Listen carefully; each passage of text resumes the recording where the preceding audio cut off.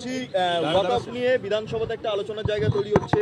30 তারিখ দেখা যাচ্ছে যে রানী রাসমণিতে মুখ্যমন্ত্রী থাকবেন ওয়াকফ নিয়ে মানে সভাতে। 28 তারিখে সিদ্দিকুল্লাহ চৌধুরীরা সমাবেশ করবেন।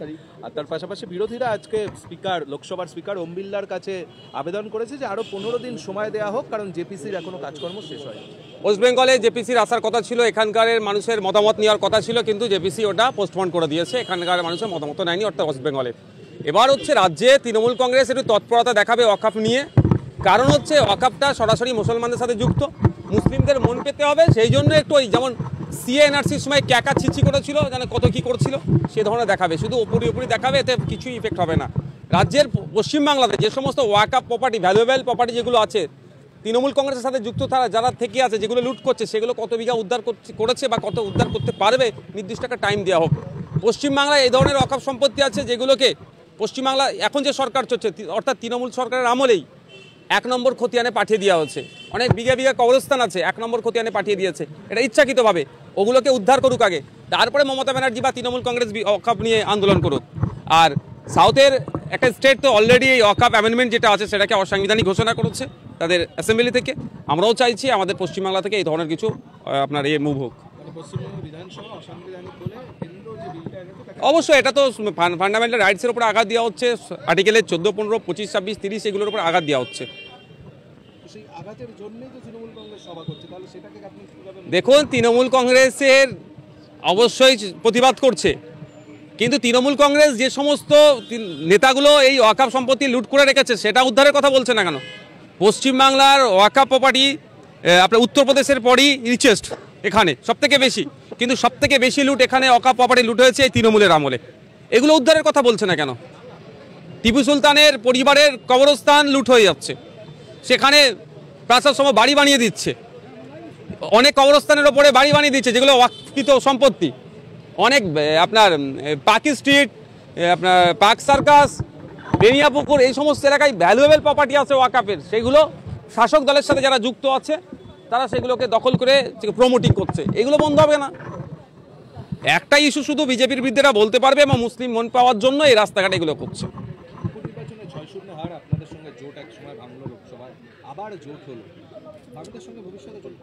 দেখুন, আমরা লোকসভা নির্বাচনে আমাদের যে ডিমান্ডটা রেখেছিলাম বামেরা সেটা ফুলফিল করতে পারেনি বলে আমরা আলাদাভাবে লড়াই করেছিলাম।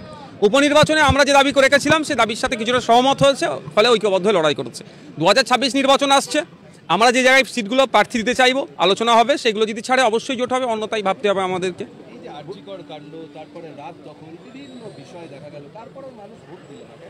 দেখুন, ভোট পাওয়ার জন্য আমরা কিন্তু মিছিল করিনি। আমাদের লক্ষ্য উদ্দেশ্য ছিল এটাই যে আপনার তিলোত্তমা বিচার পাক, তার পরিবার বিচার পাক, এবং যে অন্যায় হচ্ছে হসপিটালগুলোতে যেভাবে সিন্ডিকেট রাজ চলছিল সেগুলোকে বন্ধ হওয়া দরকার। এই লক্ষ্যে আমরা প্রতিরোধ করেছি, মিছিল করেছি।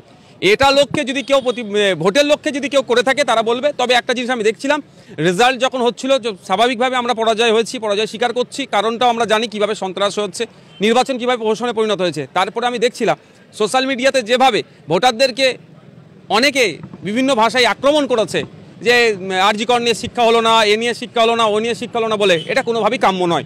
যারা আক্রমণ করছে তাদের কাছে অনুরোধ করবো আরও বেশি পার্টিকুলার্স করুন, মানুষের কাছে পৌঁছান, মানুষকে সজাগ করুন, তারপরে মানুষের কাছ থেকে এবং যে সন্ত্রাস সংগঠিত করে ভোট করছে সেগুলোকে কিভাবে নির্মূল করা যায় তার জন্য প্ল্যান পরিকল্পনা চালান। শুধুমাত্র সোশ্যাল মিডিয়াতে এসে সাধারণ ভোটারদের গালাগালি করা বন্ধ করুন। বাম করছে, কংগ্রেস করছে, পার্টিকুলার আমি কাউকে বলছি না, যেই করছে কেন তাদের উদ্দেশ্যে আমার বার্তা, মানুষকে সচেতন যতদিন না করতে পারবেন এই ধরনের ভোট চুরি হবে। আর ভোট চুরি আমরা আটকাতে পারছি না, আমরা সাধারণ ভোটারকে বিভিন্ন ভাষায় গালিগালাজ করছি, সমালোচনা করছি, এগুলো রাজনৈতিক দলের কাম্য নয়। না, ভোটারদের যে ভোট পাচ্ছেন না, দেখুন, আমি কে কাকে মাইলেজ দিচ্ছে, কে ব্যাকফুটে যাচ্ছে সেটি আমি চর্চা করছি না। আমার চর্চার জায়গাটা হতো এটাই যে আমরা প্রথম কথা হচ্ছে যে আমরা তিলোত্তমাকে নিয়ে যে আন্দোলন করেছি ভোটে প্রতিফলন হওয়ার জন্য নয়, প্রথম কথা। দ্বিতীয় কথা, যারা আবার তিলোত্তমাকে নিয়ে আন্দোলন করেছে হয়তো অনেকে তাদের মধ্যে আছে, তাদের প্রথম দায়িত্ব হচ্ছে ভোটারদেরকে আরও গ্রাসরুট লেভেলে গিয়ে তাদেরকে বোঝানো, এবং সাথে সাথে যে সন্ত্রাস সংগঠিত হচ্ছে শুধুমাত্র অপোজিশন আটকাবে এটা নয়, সাধারণ মানুষ কিভাবে রাস্তায় নেমে আটকায় তার জন্য তাদেরকে মোটিভেট করতে হবে। বলছি একটা বিষয় যে এই প্রভাব মানে আরজিকরের প্রভাব তো পড়লো না জেলারগুলোতে, তাহলে সেক্ষেত্রে সংগঠন তো নেই, যতই ভোটের জন্য না লড়ুন সাধারণ মানুষের কাছে সেই বার্তা পৌঁছে দিতেও তো আপনারা কার্যত অপারক। আইএসএফ বলুন, সেটা বামেরা বলুন বা অন্যান্য পার্টিগুলো বলুন, কংগ্রেস। আমরা যেখানে কন্টেস্ট করেছি সে বার্তা আমরা পৌঁছেছি, যে অন্যায় অনাচার হচ্ছে সেগুলোকে পৌঁছানোর চেষ্টা করেছি এবং পৌঁছেও গিয়েছে। কিন্তু দুর্ভাগ্যের বিষয়, মানুষ যে ভোটটা দেবে সেই ভোট দেওয়ার জায়গাটা শাসক করে দিচ্ছে না, বরঞ্চ সেটাকে কুক্ষিগত করে রেখেছে। উন্নয়নের এত বন্যা বইছে, সেই জন্য বিরোধীদের বিভিন্ন এজেন্টকে ঢুকতে দেওয়া হচ্ছে না, তাদেরকে আটকানো হচ্ছে।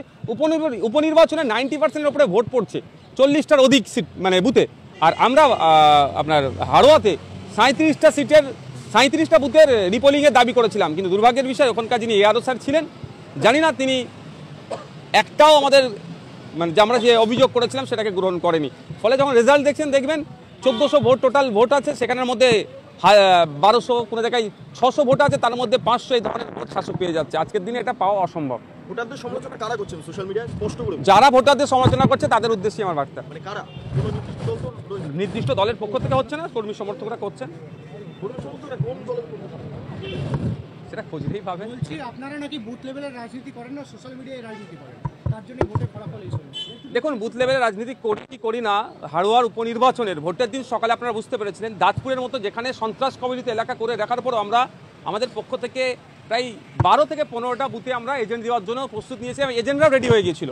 কিন্তু সেখানে যারা প্রশাসনের সহযোগিতা করার দরকার সেখানে সহযোগিতা করেনি, উল্টে গুন্ডা মস্তানদেরকে ওখানে সহযোগিতা করেছে। তা বুথ লেভেলে আমরা সংগঠন করছি, আমাদেরকে এই বার্তাটা দেওয়া আপনাদের মনে হয় বা যারা দিচ্ছেন তাদের বলবো নিজেদের চরকাতে একটু তেল দিক তারা।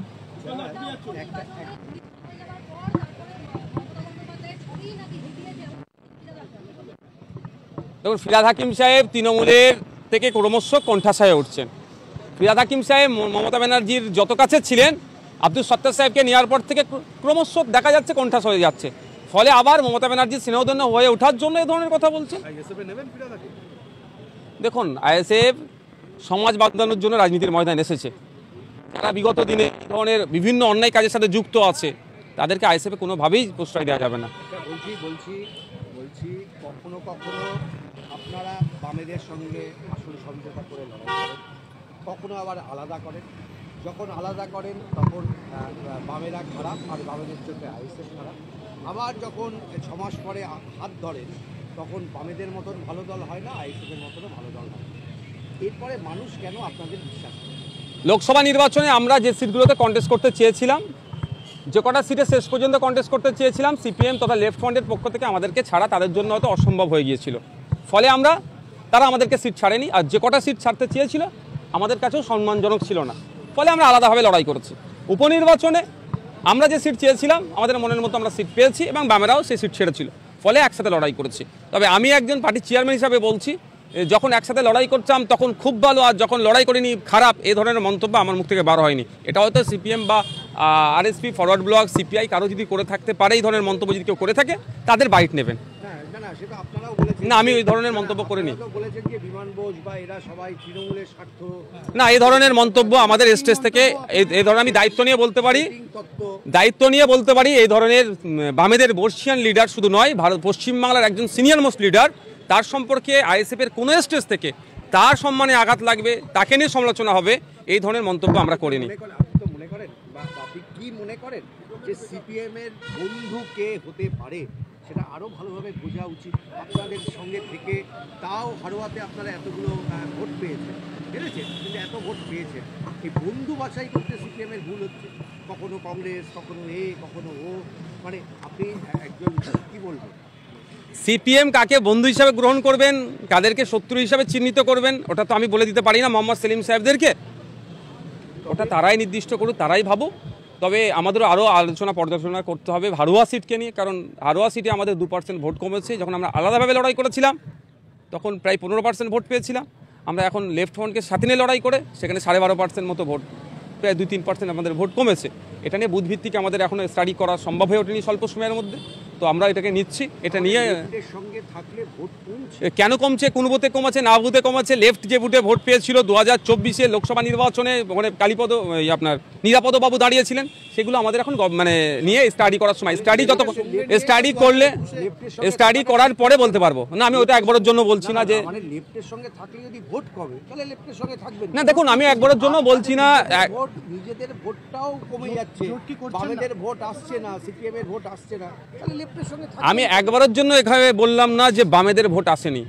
ওটা গবেষণার বিষয় আছে, স্টাডির বিষয় আছে, সেগুলো আমরা দেখব, বুথভিত্তিক রেজাল্ট দেখব, 2024-এর লোকসভা নির্বাচন দেখবে এবং 2024-এর উপনির্বাচন দেখবো, দুটো মিলিয়ে দেখা যাবে যে আমাদের কোন জায়গায় এটাকে পাথেয় করে 26-এর রূপরেখা অবশ্যই তৈরি হবে। আমরা যদি খুব সহজ অঙ্ক বলি, আপনারা যে ভোট পেয়েছিলেন সেই ভোটটা কমে গেল, তাহলে এক হতে পারে আইএসএফ এর যারা ভোট দিয়েছিল তারা আপনাদের এবার ভোট দিল না, দুই হতে পারে লেফটের কোনো ভোট আপনারা পেলেন না, আইএসএফ তাদের মতন ভোট দিয়েছে, আর তিন হতে পারে যে লেফটের সঙ্গে যেহেতু আপনারা হাত মিলিয়েছেন তাহলে আইএসএফ এর একটা অংশ আপনাদের উপর খুশি না, তাই তারা এবার ভোট দিল না। এই তিনটের বাইরে তো কোনো মহাকাশ না, এই তিনটের মধ্যে কোনটা রকেট সায়েন্স নয়, এটা তিনটের মধ্যে কোনটা সঠিক যতক্ষণ না আমরা গবেষণা করছি, ওটাকে স্টাডি করছি, যতক্ষণ আমরা রিপোর্ট বানাতে পারছি তার আগে বলতে পারবো না।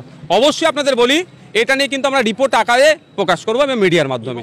এবং আপনারা ভাবছেন যে লেফটের সঙ্গে যাওয়াটা ঠিক হলো না, ভাবার কখন বলছি আমরা? না বলছেন মানে ভাবছেন না, কোনো প্রশ্নই আসছে না এখানে। লেফটের সঙ্গে গেলে ভোট কমবে, আবার লেফটের সঙ্গে প্রত্যেকের 26-এ দেখুন কার সাথে যাবো না যাবো এখনই তো বলবো না।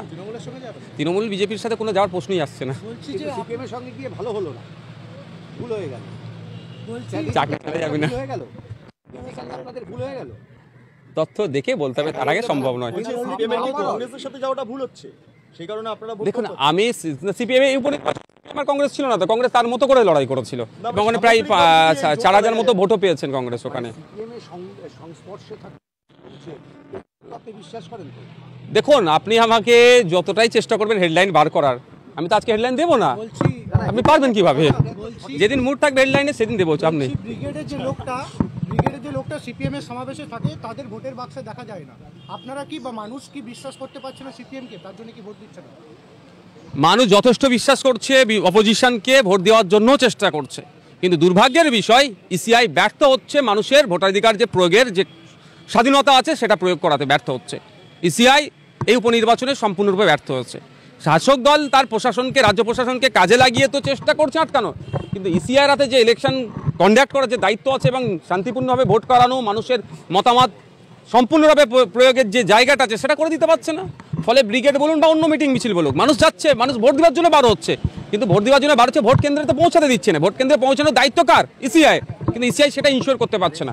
সঙ্গে 16-তে থাকবেন, 26-এ থাকবেন কিনা ভেবে দেখবেন, মানে এই রিপোর্ট পাওয়ার পর গবেষণা করে পর্যালোচনা করে চূড়ান্ত সিদ্ধান্ত নেবেন। আজকে আমি হেডলাইন দেবো না তো আপনাদেরকে। আমি বলছি এইটা বলেন, এটা তো স্টেট প্রশ্ন যে 26-এ সিপিএম এর সঙ্গে জোট 26-এর মতো একটা গুরুত্বপূর্ণ নির্বাচনে এখনই আমরা বলে দিতে পারি না কার সাথে থাকবো, কার সাথে থাকবো। উপনির্বাচনের থেকে বেশি গুরুত্বপূর্ণ অবশ্যই এটা 6টা ছিল, ওটা 294টা।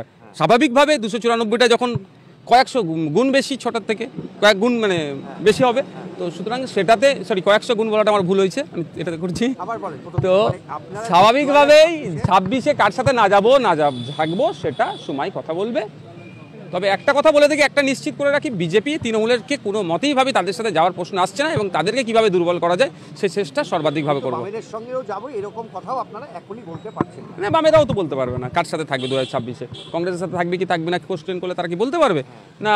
শুভঙ্কর বাবুকে কোশ্চেন করলে যে ভাই আপনারা বা সাহেব আপনারা 2026-এ কার সাথে যাবেন, তৃণমূলের সাথে থাকবে মানে জুড়ে যাবেন না আপনার লেফটের সাথে যাবেন? অবশ্যই অবশ্যই। কিন্তু কংগ্রেসের এই যে অধীর চৌধুরী সরে গেল, তারপরে আরেকজন নতুন কিছু মানে ওর জন্য কোনো এফেক্ট পড়ছে কংগ্রেসের ক্ষেত্রে? দেখুন অধীর রঞ্জন চৌধুরীর ব্যাপারে, কংগ্রেসের শুভঙ্কর বাবুর ব্যাপারে আমি তো ডিসিশন দিতে পারি না। আমি যদি বলি আপনার অধীর রঞ্জন চৌধুরীর পরিবর্তে শুভঙ্কর বাবু এসেছে, কংগ্রেসের লাভ লস হয়েছে, ওতে কি এআইসিসি কি আমার কথা শুনে নেবে? সুতরাং আমার এখানে মন্তব্য করাটাই মনে হয় ভুল হবে। একটা কথা বলতে পারি, আপনার অধীর রঞ্জন চৌধুরী যতটা অ্যাগ্রেসিভ মমতা ব্যানার্জি বা তৃণমূলের বিরুদ্ধে, হয়তো শুভঙ্কর বাবু অতটা অ্যাগ্রেসিভ নয় কিন্তু বিরোধী না, এটা বলতে পারছি না আমি ভিতরকার খবর। বলছি একটা আদানি ইস্যুতে আজকে লোকসভা আবার নতুন করে মাথা ছাড়া হয়েছে।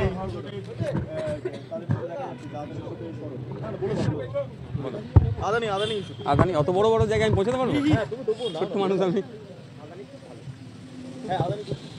আমার একটা সিঙ্গেল আমার কোশ্চেন কিছু বলো। বলছি আদানি ইস্যুতে লোকসভার অভ্যন্তরে সরব ইন্ডিজো, ঠিক আছে, আজকে শুরু থেকেই এই ডামাডোলটা দেখা যাচ্ছে লোকসভার অভ্যন্তরে, কিভাবে দেখছেন? অবশ্যই যে কাজ করেছে জাতীয় স্তরে আমাদের দেশের মান ডুবিয়েছে। আমেরিকার একটা সেশন কোর্ট তাকে যেভাবে ভর্ৎসনা করেছে, শুধুমাত্র আদানি এতে ভর্ষিত হয়নি, দেশ ভর্ৎসনার সম্মুখীন হতে হয়েছে।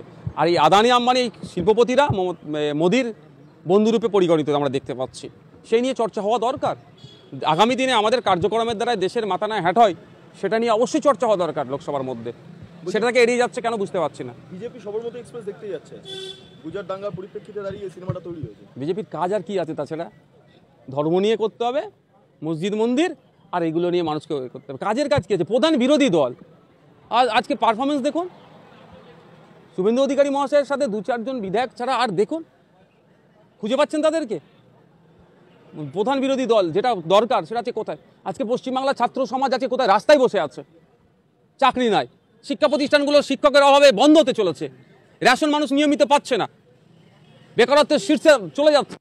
তা নিয়ে কোনো চর্চা নেই, তা নিয়ে কোনো প্রতিবাদ নেই। টাইমটা তো পাস করতে হবে না, মানে শুভেন্দু অধিকারী একমাত্র, আর কয়েকজন না। শুভেন্দু একমাত্র বলছি না, বেশ কয়েকজনকে দেখছি বিরোধী হিসাবে, তাদের পারফরমেন্স ছাড়া খুঁজেই পাচ্ছেন না। তালিকায় কে কে